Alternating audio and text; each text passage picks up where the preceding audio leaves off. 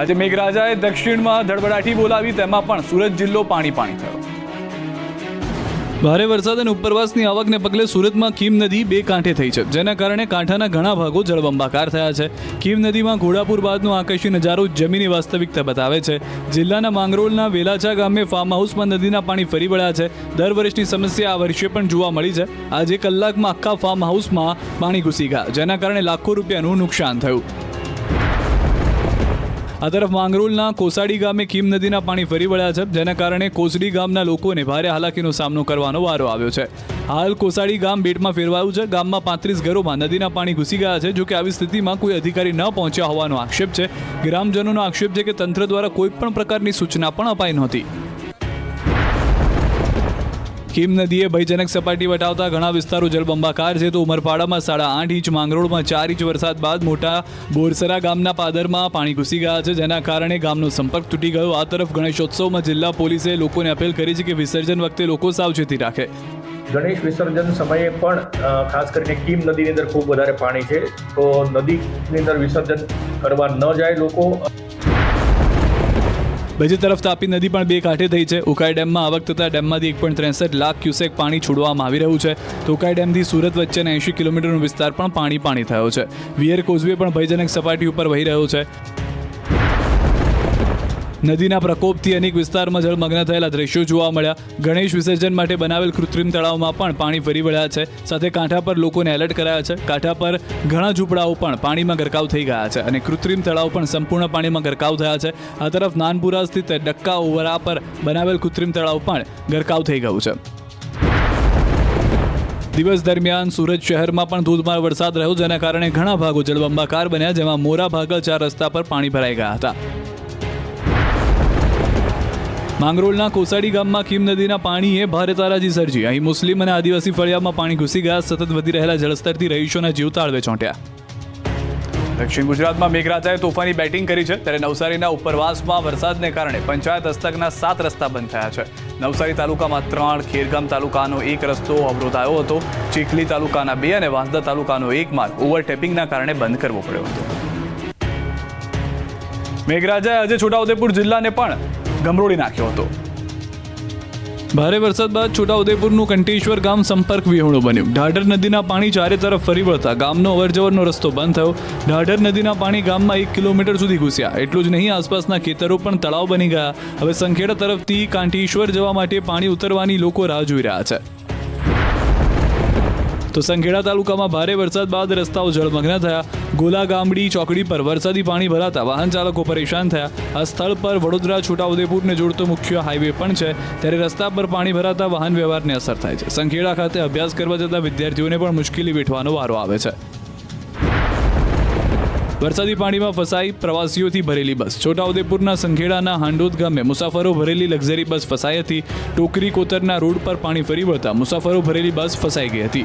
આ બસમાં 30થી વધુ પ્રવાસીઓ સવાર હતા, જે બાદ ગ્રામજનો દોડી આવી પ્રવાસીઓને બચાવ્યા. જિલ્લાના બોડેલી તાલુકામાં પણ ધોધમાર વરસાદ પડ્યો. તાલુકાના અલીપુરા, ઢોકલિયા સહિતના ગામોમાં વરસાદ વરસ્યો, જેના કારણે સાધનાનગર સોસાયટી, વર્ધમાન નગર અને દીવાન ફળિયા વિસ્તારોમાં પણ પાણી ભરાયા. બોડેલીના ઘણા વિસ્તારો જળબંબાકાર થયા. ભારે વરસાદને પગલે હરખલી કોતરપુરમાં પણ આવતા નીચાણવાળા વિસ્તારોમાં પાણી ભરાયા.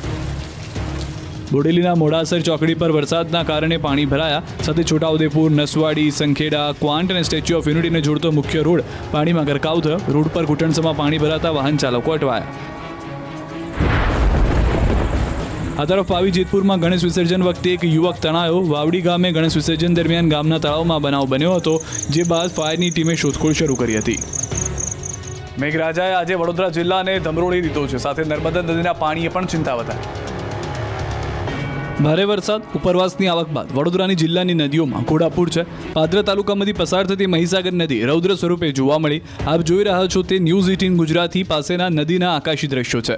હાલમાં કડાણા ડેમમાંથી મહીસાગર નદીમાં પાણી છોડાયું છે અને તેને કારણે પાદરામાં મહી નદી તોફાની બની છે. નદીના આ રૂપને જોતા તંત્રએ નદી કાંઠા વિસ્તારના ગામોને એલર્ટ કર્યા છે. તો જિલ્લામાં મહીસાગર નદીમાં કડાણા અને પાનમ ડેમમાંથી લાખો ક્યુસેક પાણી છોડાઈ રહ્યું છે, જેના કારણે મહીસાગર નદીના કાંઠા વિસ્તારના ગામોમાં પાણી ફરી વળ્યા છે. સિંધરોડ ગામમાં મહીના પાણી ઘૂસ્યા છે. જોકે પાણી આવે તે પહેલા ઘર ખાલી કરાવી લોકોને સુરક્ષિત સ્થળે ખસેડાયા હતા. નદીના પાણીમાં ગામનું મંદિર પણ ડૂબી ગયું છે. આ તરફ ઉપરવાસમાં વરસાદને પગલે ઓરસંગ નદી પણ બે કાંઠે થઈ છે. ડભોઈ પાસેથી પસાર થતી ઓરસંગના પાણી નર્મદા નદીમાં ભળ્યા, જે બાદ ઓરસંગ નદી કાંઠાના 7 ગામોને એલર્ટ કરાયા, જેમાં ચનવાડા, કરનેટ, જૂની માંગરોળ, સિદ્ધપુર, ઓરડી, રાજપુરા, ગુમાનપુરા સહિતના ગામોને તાકીદ કરાઈ છે. નર્મદામાં ઓરસંગના પાણી ભળતા ચાંદોદ મલ્હારરાવ ઘાટના 108 પૈકી 92 પગથિયા પાણીમાં ગરકાવ થયા છે. ચનવાડા અને કરનેટ નજીક ઓરસંગ નદી બંને કાંઠે વહી રહી છે. તો ડભોઈના ઢાઢર નદીમાં ઘોડાપૂરની પરિસ્થિતિ છે. તાલુકાના ઢાઢર કાંઠાના 7 ગામ પ્રભાવિત થયા છે, જેમાં બંબોજ, કબીરપુરા, દંગીવાડા, લુનાદરા તેમજ કરાલી પ્રયાગપુરા મુખ્ય માર્ગો ઉપર પાણી ભરાયા છે.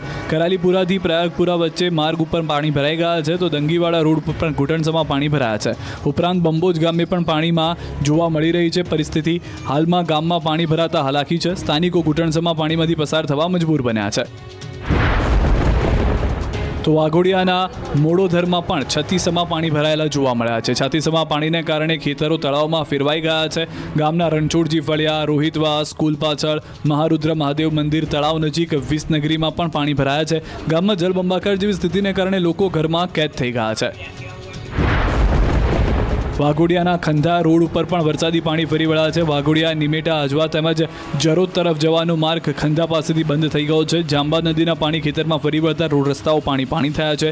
જીવના જોખમે લોકો પાણીમાંથી વાહન પસાર કરી રહ્યા છે. વાઘોડિયામાં અનેક નીચાણવાળા વિસ્તારોમાં પાણી ભરાયા છે. ગુગલિયાપુરાના જલારામનગર વાઘોડિયાની નગરીમાં વરસાદી પાણીને કારણે મકાનોની અંદર હાલમાં પરિસ્થિતિ ખરાબ જોવા મળી રહી છે. આ વિસ્તારના ઘણા રહીશોને ઘર વખરીને નુકસાન થયું છે. ધીરજ ચોકડી, જે અંબે 4 રસ્તા સહિત અનેક વિસ્તારમાં રોડ રસ્તા પર વરસાદી પાણી ભરાયા છે.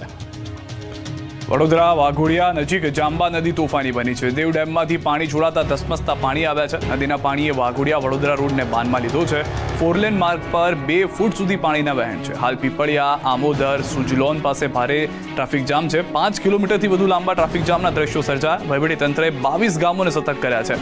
વાઘોડિયામાં 6 કલાકમાં 3 ઇંચ જેટલો વરસાદ વરસતા જનજીવન ખોરવાઈ ગયું છે.